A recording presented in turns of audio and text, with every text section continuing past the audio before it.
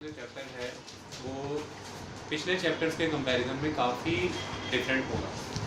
देखिए, हम जब चैप्टर्स स्टडी कर रहे हैं डिफरेंट हम किन चीज़ों को ऑब्जर्व कर रहे हैं।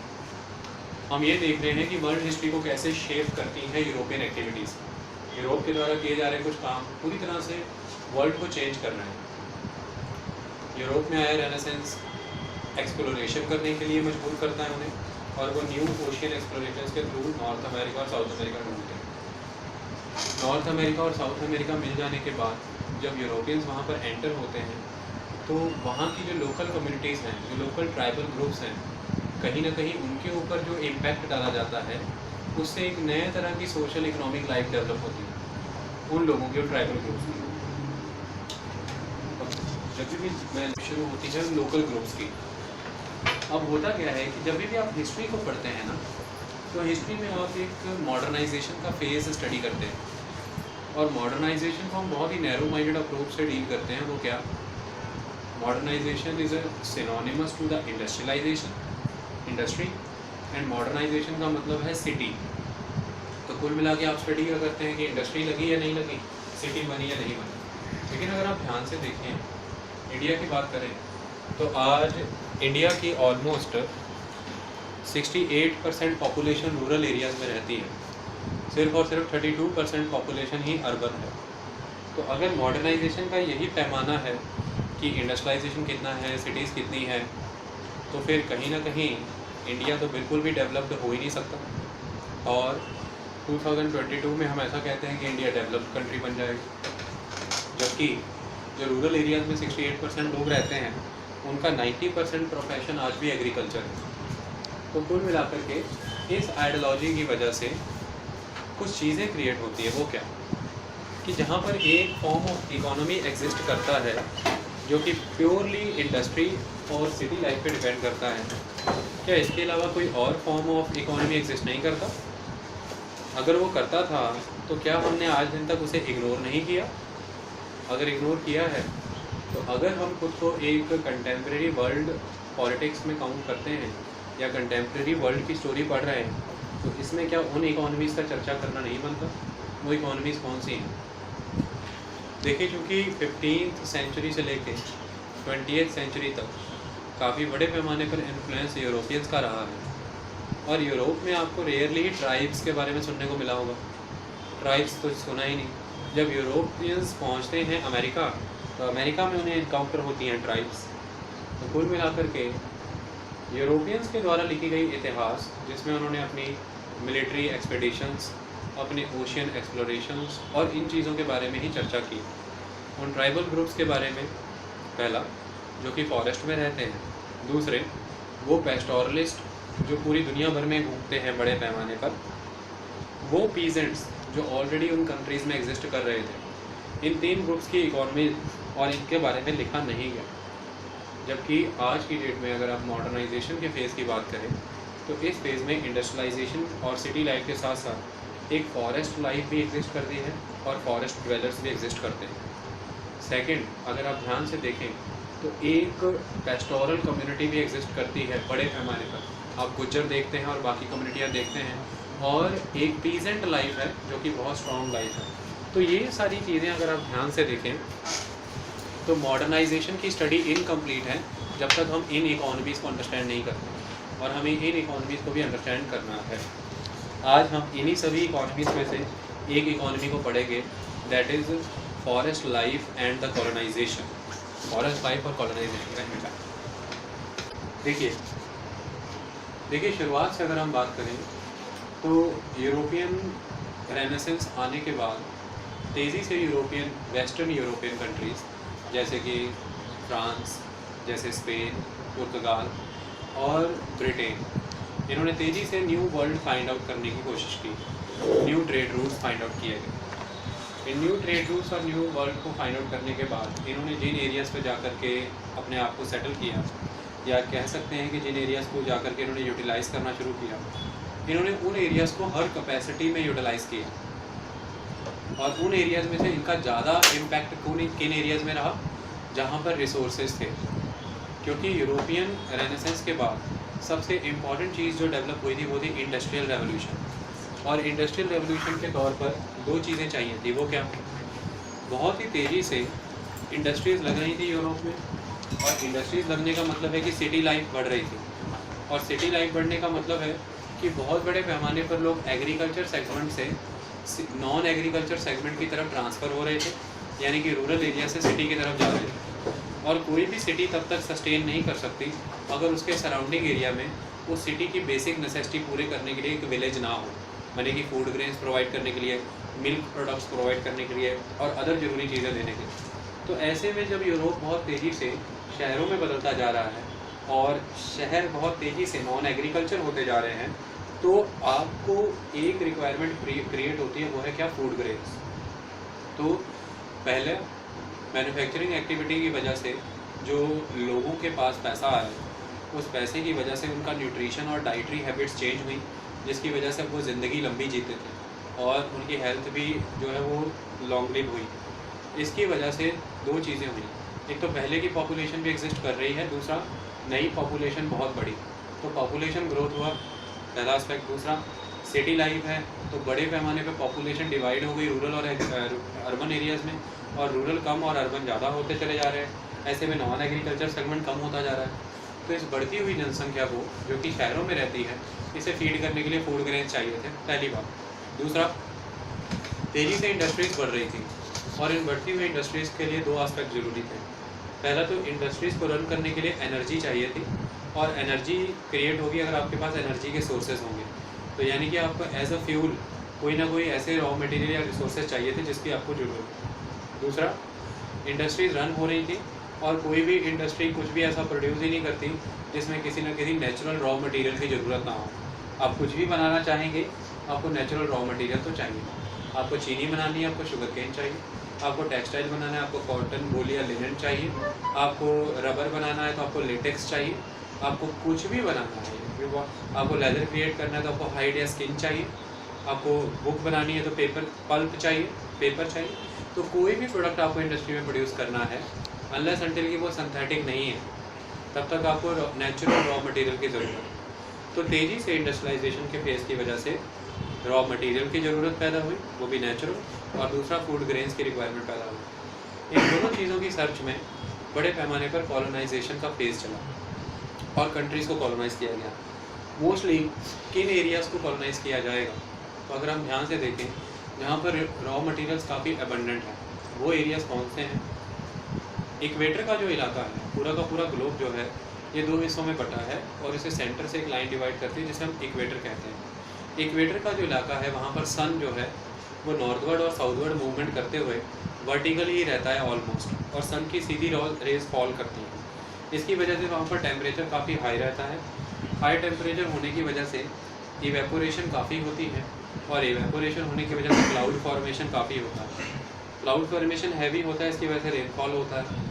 तो रेनफॉल होने की वजह से ह्यूमिडिटी बहुत रहता है। हाई हीट और हाई ह्यूमिडिटी की कंडीशन की वजह से यहाँ पर फॉरेस्ट ग्रोथ बहुत है, वेजिटेशन ग्रोथ बहुत है।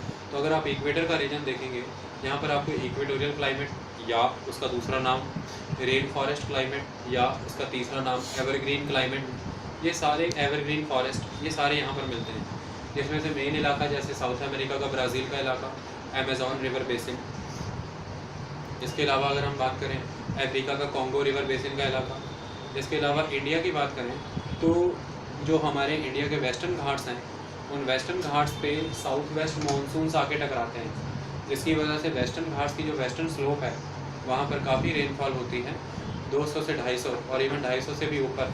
तो इसकी वजह से वहाँ पे भी रेन फॉरेस्ट या एवरग्रीन फॉरेस्ट होती है। इसके अलावा इंडोनेशिया, मलेशिया का इलाका, यहाँ पर भी आपको बड़े पैमाने पर रेन फॉरेस्ट मिलेंगे। इन सारे रीजन्स की वजह से ये इक्वेटोरियल रीजन है जो पर्टिकुलरली टारगेट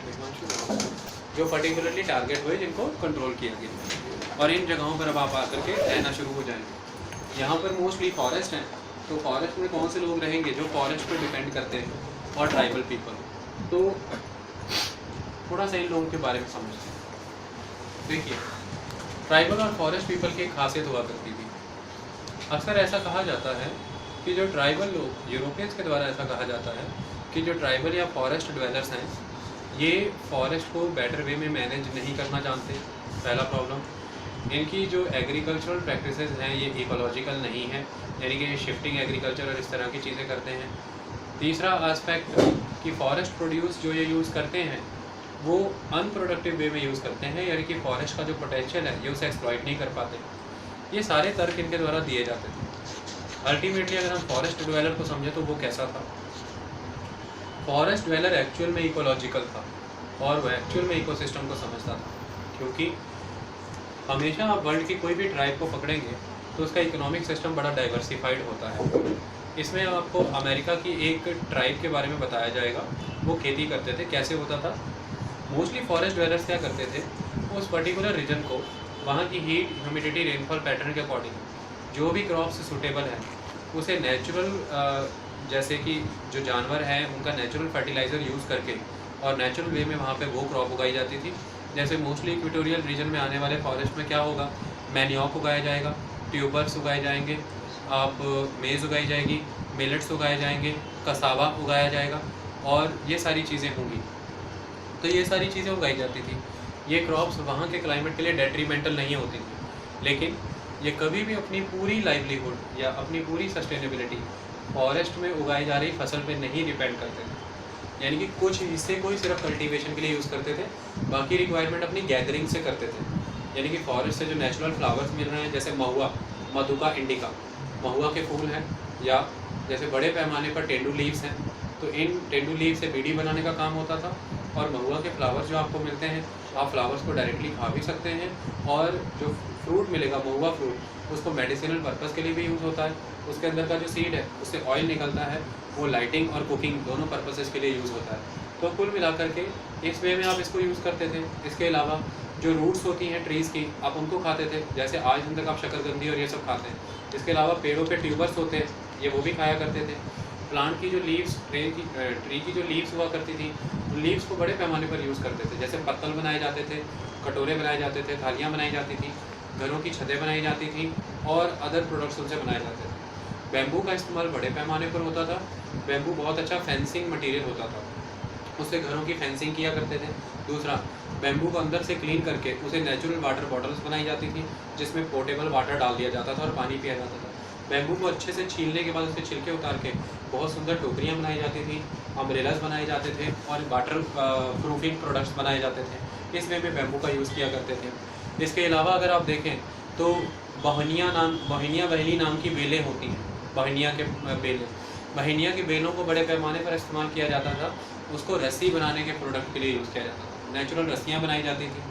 कुल मिलाकर के ये सारी चीज़ें देखें, यहाँ से अपनी सारी ज़रूरतें पूरी कर लेते थे। इसके अलावा शुगर के पर्पज़ के लिए हनी इस्तेमाल हो जाता था। जो जानवर नेचुरली मर जाते हैं उन्हें स्कैवेंज कर लेते थे, तो उन्हें खा लेते थे।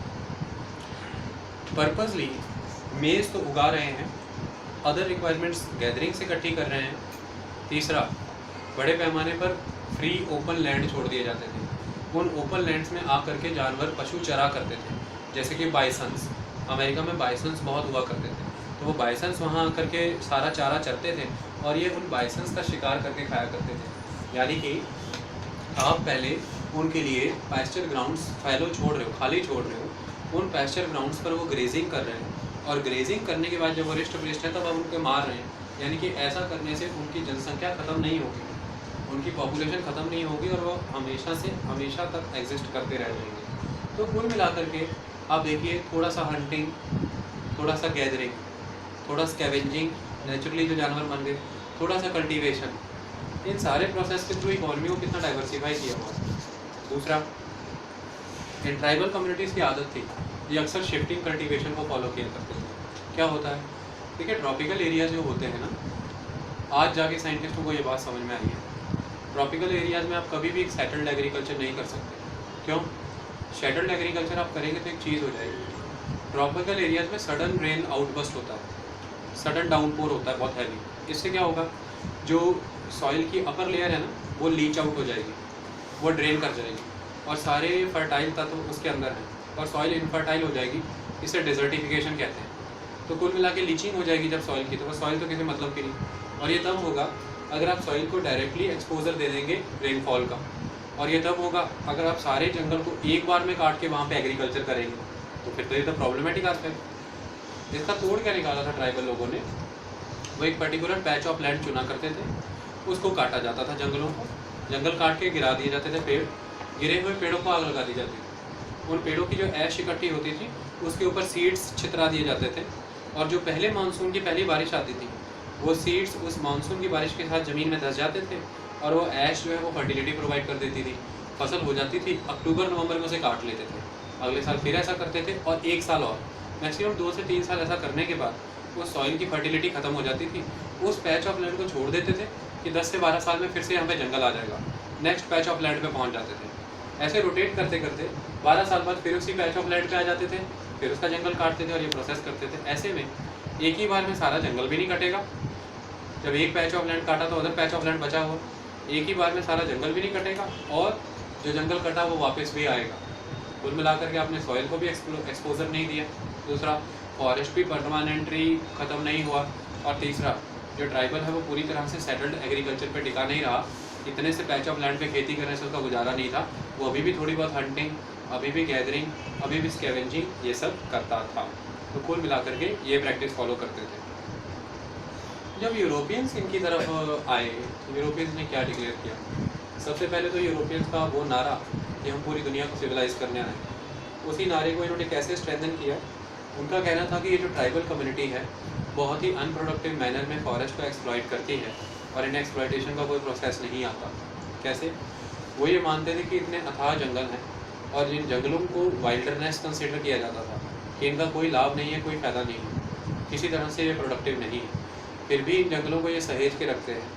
इन सभी के सभी जंगलों को साफ़ किया जाए, यहाँ पर खेती बाड़ी की जाए, और खेती बाड़ी यानी कि फूड ग्रेन्स या प्लांटेशन क्रॉप्स, ये एक्चुअल प्रोडक्टिव एस्पेक्ट है पृथ्वी का। तो एक पेज दिया गया, उसमें कटिंग दी गई है, उसमें उस टाइम के यूरोपियन ये सवाल पूछते हैं कि क्या ये जो पैच ऑफ लैंड है ये उस पावरफुल पर्सन के हाथ में नहीं जाना चाहिए जो इसे फुली यूटिलाइज कर सकता है, या फिर ये उन्हीं लोगों के हाथ में रह जाए जो इसे आज दिन तक अनप्रोडक्टिव वे में यूज़ करते हैं, जैसे इस ट्रेजर की वैल्यू ही पता नहीं है। तो कुल मिलाकर के जिस फॉरेस्ट को वो एक एग्रीकल्चर लैंड के तौर पे देखते थे, उसी फॉरेस्ट को एक ट्राइबल अपने हैबिटेशन के तौर पे देखता था। उसे लगता था कि ये मेरा हैबिटेट है और मुझे अचानक से इससे फ़ायदा नहीं निकाल करके होल लाइफ इसके बेसिस पे सर्वाइव करना है, और सस्टेनेबल डेवलपमेंट इसी को कहा जाता है, इसी को इकोलॉजिकल प्रिजर्वेशन कहा जाता है, and it is balanced ecosystem. आई बात समझ में? अब हुआ क्या? कंसेप्ट समझ आया? हर्ष, अब होता क्या है? सिस्टम बदलता है। क्या होता है? स्टेप बाय स्टेप सारी चीज़ें समझते हैं। यूरोपियंस को फूड ग्रेन्स की रिक्वायरमेंट है और रॉ मटेरियल की रिक्वायरमेंट है। सबसे पहले यूरोपियंस जिन एरियाज़ में जाकर के कंट्रोल करेंगे उन एरियाज़ में लैंड यूज़ चेंजेस कर देंगे। लैंड जिन पर्पसेस के लिए चेंज हो रहा है वहाँ के लोगों को उकसाएंगे, पहला। दूसरा, बड़े पैमाने पर यूरोप से यूरोपियन प्लांटर्स बुलाए जाएंगे जो यहाँ पर आकर के यूरोपियन प्लांटेशन करेंगे। तो कुल मिलाकर के दो चीज़ें होंगी, वहाँ पर आकर के ट्राइबल लोगों को मजबूर किया जाएगा, और या उन्हें किसी न किसी वे में जाल में फंसा करके या पैसे का प्रलोभन दे करके वो जो लैंड यूज़ हो रहा है फॉरेस्ट्री के लिए, उस लैंड यूज़ प्रैक्टिस को चेंज करेंगे और जंगल काट करके वहाँ पर एग्रीकल्चर किया जाएगा। क्योंकि इसके दो कारण हुआ करते थे। पहला, यूरोपियन जिस भी कंट्री में जाकर के रूल किया करते थे उस कंट्री से इनका main source of income land revenue हुआ करता था और एग्रीकल्चर प्रोड्यूस हुआ करते थे। ऐसे में तो कुल मिलाकर के इस टाइम पर एक चीज़ क्या है यहाँ पर, अब चूँकि जो यूरोपियंस हुआ करते थे इनका main source of income land revenue हुआ करता था, और सेकेंड आस्पेक्ट एग्रीकल्चर प्रोड्यूस उस लैंड रेवेन्यू का एक मेन आस्पेक्ट होती थी, क्योंकि जो रेवेन्यू दिया जाता था in the form of currency, in the form of kind, अब सामग्री के तौर पे दिया जाता था। अब ऐसे में इनका पर्पज़ ये था कि फॉरेस्ट से तो इन्हें किसी तरह का रेवेन्यू होना ही नहीं है, तो फॉरेस्ट को कन्वर्ट किया जाए एग्रीकल्चर लैंड में, और इस वजह से एग्रीकल्चर लैंड जितना ज़्यादा होगा, पहली बात तो जो यहाँ से प्रोड्यूस होगा उसकी इंटरनेशनल वैल्यू काफ़ी होगी, तो हमें वहाँ से कमाई होगी। दूसरा, जितना ज़्यादा एग्रीकल्चर लैंड होगा उतना ज़्यादा प्रोडक्शन होगी, उतना ज़्यादा हमारा रेवेन्यू होगा। दूसरी रिक्वायरमेंट आपको बता दी, फूड ग्रेन्स और रॉ मटेरियल। इन सारी चीज़ों की वजह से तेज़ी से मैदान साफ़ किए गए, तेज़ी से जंगल साफ़ किए गए, वहाँ पे मैदान बनाए गए और वहाँ पर खेतीबाड़ी की गई। दूसरा कारण ये था कि इस दौर के दौरान नेचुरली बड़ी तेज़ी से जनसंख्या भी बढ़ी, विस्तर पॉपुलेशन भी बढ़ी है। तो आप एक आंकड़ा देते हैं किताब में आपको कि 1600 से लेकर के लगभग 1995 के बीच में वर्ल्ड लेवल से 39.9 मिलियन स्क्वायर किलोमीटर जंगल जो है वो ख़त्म हो जाते हैं। ऑलमोस्ट पूरे वर्ल्ड के जो फॉरेस्ट है उसका 9% फॉरेस्ट उड़ जाता है, किसी को अता पता ही नहीं लगता है। इस तरह से परिवर्तन किया गया। दूसरा स्टेप अगर हम देखें, देखिए यूरोपियंस बड़े पैमाने पर कॉलोनाइजेशन कर रहे थे और वेस्ट यूरोपियन कंट्रीज़ को अगर हम देखें तो उनमें कॉम्पिटिशन सा लगा हुआ था। इसमें फ्रांस, डच यानी कि नीदरलैंड्स के डच और ब्रिटिश बहुत तेज़ी से आगे बढ़ रहे थे। पुर्तगाली भी इसमें शामिल थे, लेकिन शुरुआत में ही वो ख़त्म हो गए थे। फ्रेंच, ब्रिटिश और डच के बीच में लगी हुई इस होड़ का कारण क्या था कि सभी को नई नई कॉलोनीज चाहिए, और कॉलोनी सबके पास, सब में से ज़्यादा किसके पास होंगी? जिसके पास होल्ड है न्यू ट्रेड रूट्स का। और न्यू ट्रेड रूट्स कौन से थे? ओशियानिक। और ओशियानिक ट्रेड रूट्स पर होल्ड कौन रख सकता है? जिसके पास नेवी बहुत स्ट्रॉन्ग है, और नेवी उसकी सबसे ज़्यादा स्ट्रॉन्ग है जिसके पास सबसे ज़्यादा वेसल्स हैं, ओशन गोइंग वेसल्स, शिप्स हैं, फाइटर भी और कार्गो भी। और वेसल्स उस ज़माने में बनाए जाते थे यूरोप से मिली हुई ओक वुड का। तो ओक के पेड़ों से जो मिली हुई टिम्बर लकड़ी है, इससे बड़े, क्योंकि स्ट्रॉन्ग होती थी, ड्यूरेबल होती थी, हार्ड होती थी, और हार्डवुड से ही पानी वाले जहाज़ बनते हैं। तो कुल मिलाकर के 1800 आते तक जंगल सारे साफ़ हो चुके हैं, यूरोप के लकड़ियाँ इस्तेमाल हो चुकी हैं नेवी शिप्स बनाने में। अब यूरोपियन के सामने एक मुद्दा खड़ा हो गया है कि आने वाले समय में कॉलोनीज तभी सस्टेन करेंगी अगर नेवी होगी, नेवी तभी सस्टेन करेगी अगर शिप होंगे, और शिप तभी बनेंगे अगर लकड़ी की सप्लाई रेगुलर होगी। और लकड़ी हमें कहाँ से मिल सकती हैं?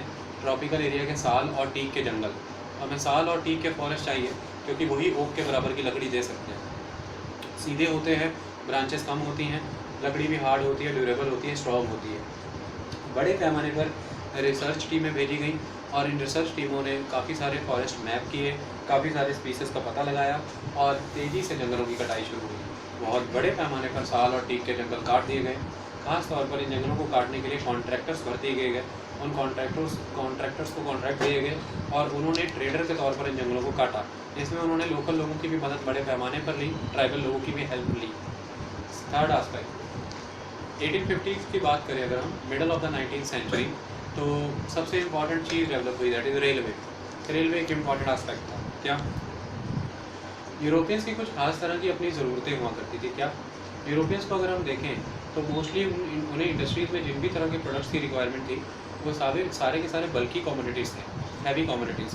जैसे उन्हें माइनिंग एरिया से कोल चाहिए, metal, metallic mineral, non metallic mineral चाहिए, जो बहुत हैवी। जैसे उन्हें बड़े पैमाने पर प्लांटेशन क्रॉप्स लेकर के जानी है, ये बहुत ही हैवी।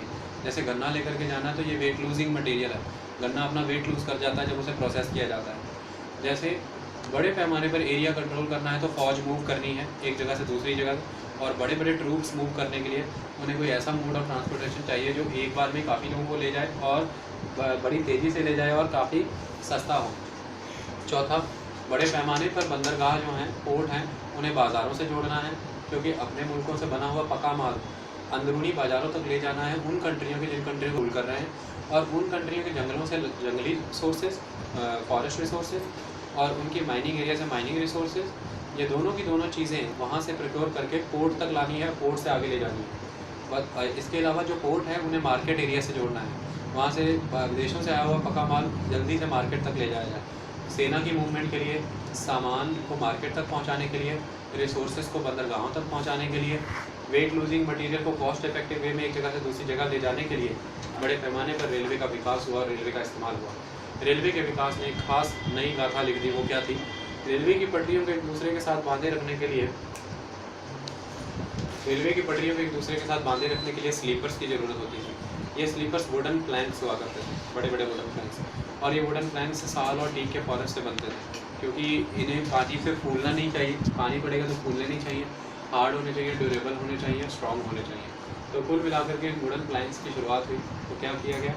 लगभग 1.6 किलोमीटर रेलवे की पटरी बिछाने के लिए लगभग 2000 वुडन प्लैंक्स लगते थे, और एक पेड़ में से मात्र 3 या 5 ही प्लैंक निकलते हैं। तो हिसाब लगाइए कि कई लाख किलोमीटर का रेलवे बिछा दिया गया होगा, तो एक पेड़ से जब 3 वुडन प्लैंक निकलेंगे और 1.5 किलोमीटर में 2000 वुडन प्लैंक लगते हैं, तो कितने पेड़ों की कटाई हुई होगी। रेलवे स्लीपर ने पूरी दुनिया का इतिहास बदल दिया।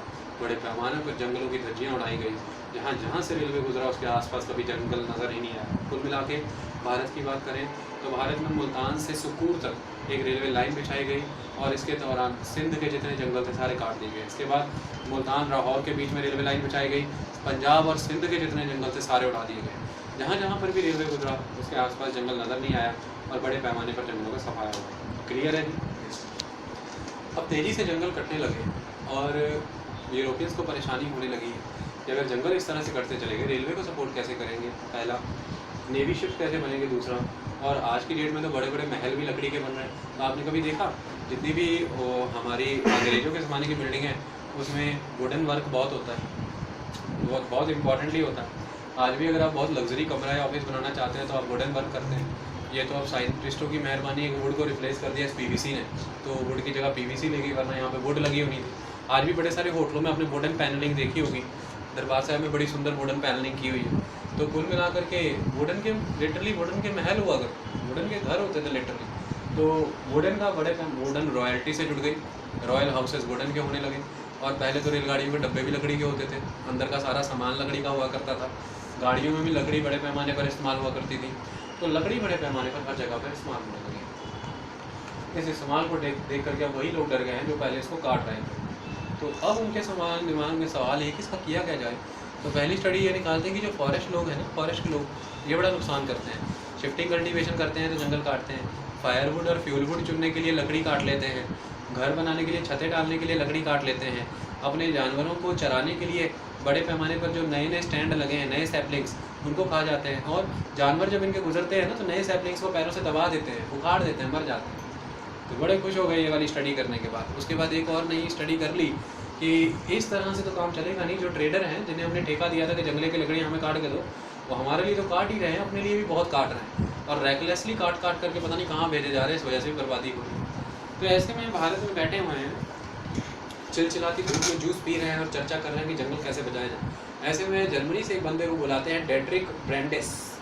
अब ब्रेंडिस भारत में आता, देखता ये कि जंगल इनको बचाना है, मैं बचा दूंगा। आने के बाद जो ब्रेंडिस है बड़ी गहन अध्ययन करता है, कहता है मुझे लाखों रुपये की स्कॉलरशिप चाहिए, मैं पहले जंगलों में रहूँगा और स्कॉलरशिप लेके सारा जांच पड़ताल। अब ब्रेंडिस को घर बना के दिया गया जंगलों के अंदर। सारी जांच पड़ताल करने के बाद उसने ये देखा, कहता बहुत कमी है। कहते क्या? फॉरेस्ट तो मैनेज ही नहीं है आज दिन तक। फॉरेस्ट देखो कितना मिसमैनेज है, फॉरेस्ट की मैनेजमेंट करनी होगी। कहते वो कैसे करेंगे, मैं सब बताऊंगा तरीके से, पहले समझिए कि फॉरेस्ट की मैनेजमेंट करनी होगी। कहते कैसे? कहते पहला स्टेप ये है कि जो फॉरेस्ट है ये नेचुरल है, इनको एनरिच कीजिए, एनरिचमेंट ऑफ द फॉरेस्ट। कहते अच्छा, वेरी गुड। दूसरा, जो लोग फॉरेस्ट के स्टेक होल्डर हैं यानी कि दी ट्राइबल पीपल, ये तो बहुत मिसमैनेज में फॉरेस्ट यूज़ कर रहे हैं, इनको मैं मैनेजमेंट सिखाऊंगा कि फॉरेस्ट कैसे मैनेज होती है। कहता ये सब तुम कैसे करोगे? कहता मुझे पूरा एक तंत्र चाहिए, पूरा स्टाफ चाहिए, ताकि ये फॉरेस्ट आपके लिए बेटर प्रोडक्टिव वे में पैदा हो, यूज़ हो। तो इसके लिए मैं क्या करूँगा, 1864 में मैं एक इंडियन फॉरेस्ट सर्विसेज लागू कर दूँगा। तो इसलिए IFS का एग्ज़ाम अलग से होता है। इसके बाद 1885 में मैं कानून लेके आऊँगा, इंडियन फॉरेस्ट एक्ट। और ये जब मेरा कानून आ जाएगा तो फिर आप देखिए कि होता क्या है और मैं आगे आगे करता क्या। ये कानून लेकर क्या है, 1864, 1865, 1878 में से अमेंड किया गया। इन कानूनों के तहत कुछ खास चीज़ें कर दी गई। क्या?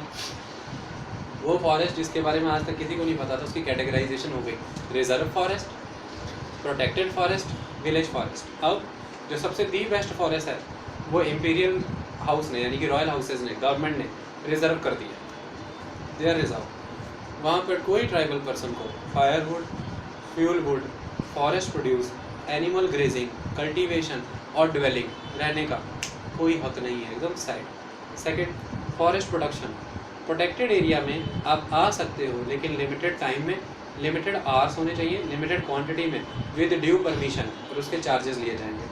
और विलेज एरिया में आप रह लो, वहाँ पे हम छोड़ेंगे कुछ नहीं, तो वहाँ से हम आपसे टैक्स लिया करेंगे। कुल मिलाकर के ये तंत्र फंसा लिया। इसके बाद उसने जंगल देख के कहा था कि आपको लगता है कि ये जंगल आपके उपयोग के हैं? अगर आप एवरग्रीन फॉरेस्ट को देखें तो एक ख़ास चीज़ है, evergreen forest are known for the high level species diversity. एक कमरे में, अगर इस साइज़ का जो कमरा है, हमारे साइज़ का कमरा है, इस कमरे में 10 पेड़ होंगे, 10 के 10 अलग नस्ल के होंगे, डाइवर्सिटी बहुत होगी। यही कारण है कि सारा साल में एक बार में पत्ते नहीं गिराते, सारे पेड़ बारी बारी पत्ते गिराते हैं, इस वजह से सारा साल हरा रहता है। एवरग्रीन फॉरेस्ट के बारे में अगर कनिका कोई आपसे पूछे कि वो कभी पत्ते नहीं गिराता, पत्ते गिराते हैं लेकिन सारे बारी बारी गिराते हैं। इसके अलावा एक डेसिडियस फॉरेस्ट होते हैं, वो एक ही बार में पत्ते गिराते हैं, ठीक है, लेकिन एवरग्रीन में बारी बारी। जैसे 10 पेड़ हैं, उसमें से 2 ने अभी गिरा दिया, 8 के पास हैं, 2 के आ जाएंगे, अगले 2 गिरा देंगे, अगले 2, ऐसा चलता है। तो एवरग्रीन ही रहता है, सदाबहार रहता है। अब इतनी सारी स्पीसीज डाइवर्सिटी है तो ऐसे में जब जंगल की लकड़ी आप काटेंगे कमर्शियल पर्पज़ के लिए, तो कमर्शियली तो आप काट नहीं पाएंगे, क्योंकि आपको जो इक्विपमेंट अंदर घुसाना है वो तो धड़ धड़ करके गिराएगा, और फिर आप उसको छांटते ही रह जाओगे कौन सी हमारे फ़ायदे की लकड़ी कौन सी नहीं। तो उसने कहा कि पहले सारे जंगलों का सफाया कर दो। सारे जंगल सफाया करने के बाद यहाँ पर हम प्लांटेशन फॉरेस्ट्री करेंगे, यानी कि बिल्कुल सीधे लंबे जाने वाले, जिनकी ब्रांचेस ना हो, और जो बहुत बड़े पैमाने पर हमें विलो और वुड प्रोवाइड करे, टिम्बर, हमें वो जंगल चाहिए।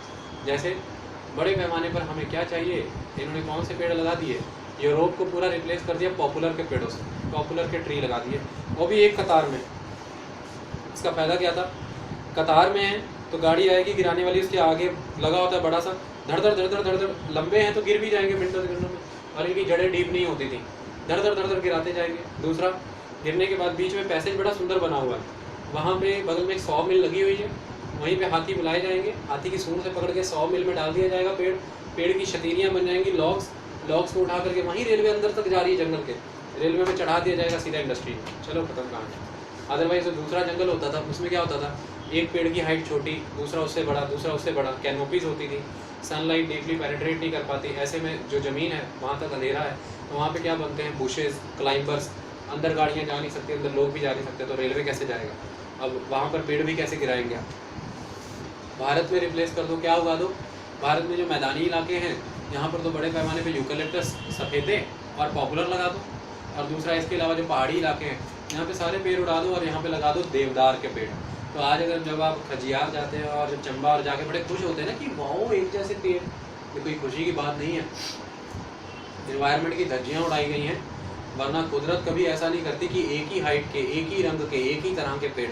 कुदरत हमेशा डाइवर्सिटी में बिलीव करती है, क्योंकि कुदरत को सभी जीव जंतुओं को जिंदा रखना है और सबकी ज़रूरतें अलग अलग हैं। एक जैसा पेड़ जब आप देखते हैं उस खजियार झील के अराउंड, तो वो अंग्रेजों की देन है। देवदार के पेड़ लगा दिए, इसको नाम क्या दिया गया, साइंटिफिक फॉरेस्ट्री, यानी कि ये वो वाले पेड़ हैं जिनकी हम थोड़ी सी जेनेटिक मॉडिफिकेशन कर दें तो ये जितने आम पेड़ जितने सालों में बड़ा हुआ, ये उससे आधे टाइम में बड़ा हो जाता है, और ये पत्ते भी फालतू नहीं देता, ये सारा फोटोसिंथेसिस का प्रोसेस बड़े होने में लगाता है।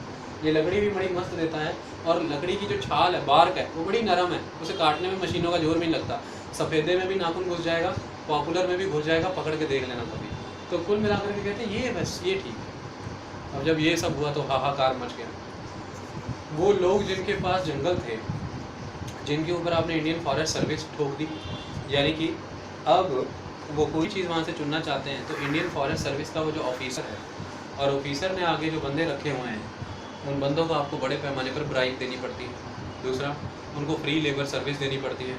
तीसरा, वो आपको हरास करते हैं, और ख़ास तौर पर वुमेन को। ये सारी चीज़ें हुई ट्राइबल्स के साथ, जिन चीज़ों को उन्होंने सदियों से नर्चर करके रखा, जिन फॉरेस्ट को उन्होंने उसके रखा अपने बच्चों की तरह, आज उन फॉरेस्ट के रिसोर्सेस यूज़ करने के लिए वो किसी और के मोहताज हो गए, पहली चीज़। दूसरा, फॉरेस्ट में रहने वाला ट्राइबल जानबूझ करके इतनी सारी अलग अलग चीज़ों का यूज़ करता था, क्योंकि वो जिस जंगल में रहता था वहाँ पर कई सारे पेड़ थे, और हर पेड़ से उसे कुछ ना कुछ मिलता था। अब आपने सारे पेड़ काट करके एक तरह के पेड़ लगा दिए, अब वो कहाँ से टेंडू लीव्स चुनेगा, कहाँ से महुआ के फल मिलेंगे, हनी कहाँ से मिलेगा उसे, और कहाँ से उसे बहिनियाँ मिलेगी जिससे वो रस्सियाँ बनाएगा। बैम्बू का तो कोई नामो निशान ही नहीं है, तो कहाँ से वो अपनी फेंसिंग, कहाँ से अपने घरों की छत बनाएगा। फायरवुड फुलवुड गिरती नहीं, क्योंकि अब इन पेड़ों की लकड़ियाँ ब्रांचेस होती नहीं, तो फायरवुड कहाँ से गिरेंगी।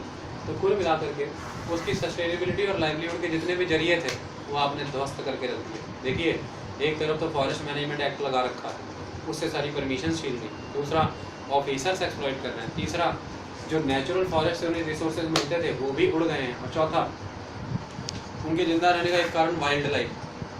अक्सर नोट करना, अशोका के पेड़ जो घरों में लगाए हैं इसमें चिड़ियाँ घोंसले नहीं बनाती, इसके पत्तों को भी नहीं खाते, कोई नहीं खाता।